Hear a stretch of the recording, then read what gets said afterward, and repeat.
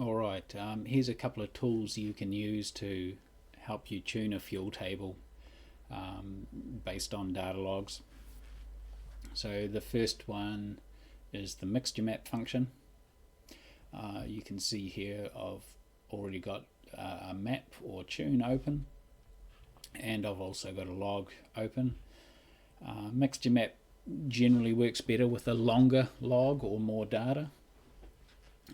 This particular log is nearly 50 minutes or so. So this is just a log I pulled out of the ECU in my car just now, so it's the last probably 2 or 3 days of driving. Alright, so back to mixture map. I'll just show you the properties here, or the settings. So most of these settings are all explained in the help file if you click the button there.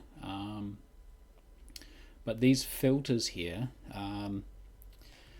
they aren't particularly intuitive the first time you use them. So they are, rather than filtering, they're what's included, what data is included. So for instance, if you only wanted to include wide open throttle, you could put a conditional filter of TPS greater than 90%, for instance. So that would include all data where the throttle position was more than 90%. The only one I've got enabled here for this demo is engine speed less than, a transient engine speed of less than 500 RPM per second. So this will just filter out gear shifts and things like that where the RPM changes quickly and the air fuel ratio won't be well controlled. Highlight range, we can change that to something a bit smaller. So this is just the range that the color, the range of lambda error that the color gradient changes from green to red or whatever. So if I click OK there, that will update and create this mixture map. So basically how it works is it puts pulls all the data out of the data log and puts it into these bins that match your fuel table. So the axes here match my fuel table here. You can see I've probably haven't even gone above 3,500 in that whole log, so that's pretty crazy. But you can see a lot of these cells, there's very little error. There's only 0.01. So this may not be a good example log. It's pretty well tuned already, this car. But let's look at this cell here, for instance, as an example.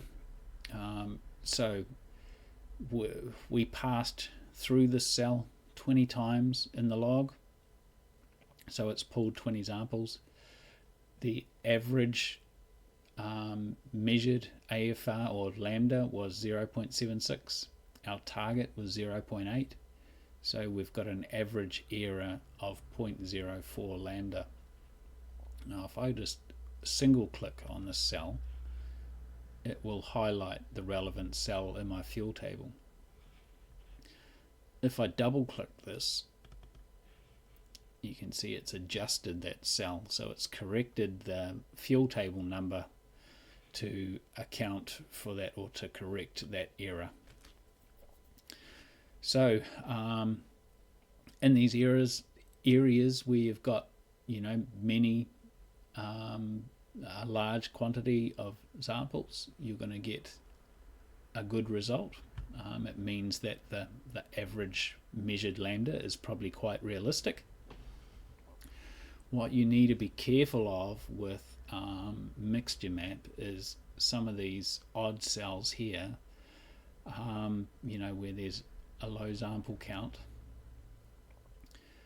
They're likely to be skewed a lot by transients and things like that. So I wouldn't trust any of these odd ones down here. especially these ones. Like this car idles at around 900 and 40 kPa, so these two cells here are where I'm normally working when it's idling, and you can see there's very little error at idle. But these cells here are probably situations like where I'm coasting up to the traffic lights with my foot barely on the throttle and things like that. So they're going to be highly variable, and I wouldn't trust the mixture map to tune those, correct those cells well. Not without a lot of conditional filters and things anyway.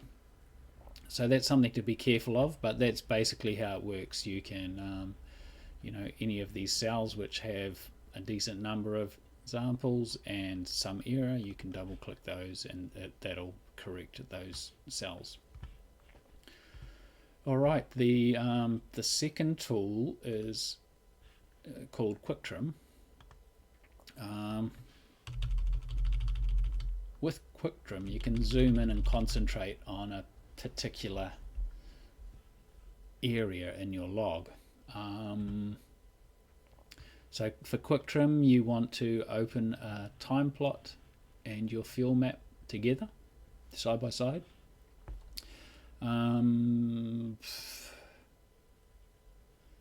Yeah, actually I'm not sure if this log's not a great example. You can see that my lambda almost sits on target all the time.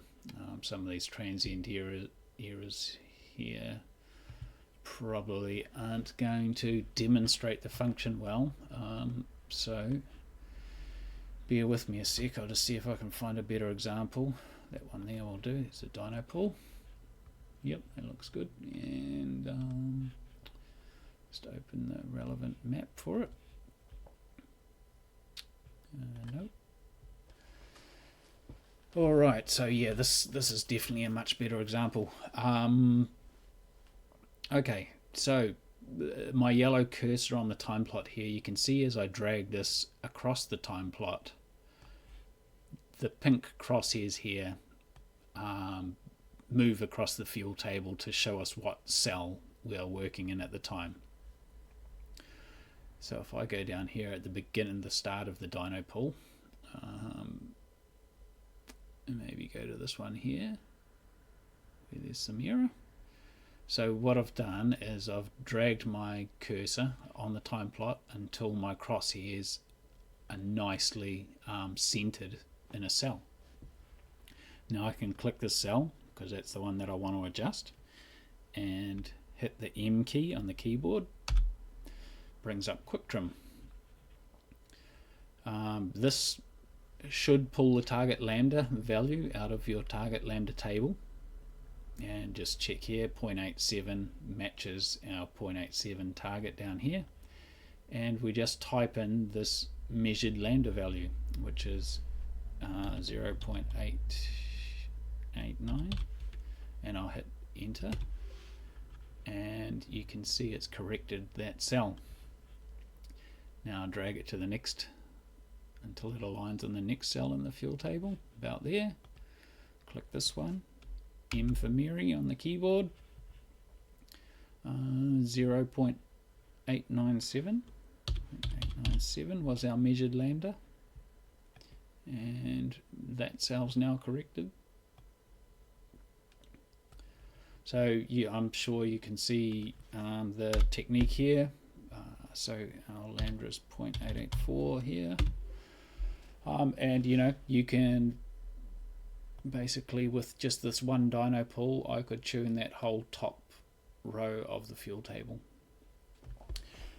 So that's quite a good tool, especially because you can zoom in on a very targeted area in your log where, as I've done here, I've picked a point where throttle is steady, so there's no transient enrichment and things like that going on. Again, map steady, RPM is well smooth and controlled. So yeah, I think you get the idea. Hope that helps.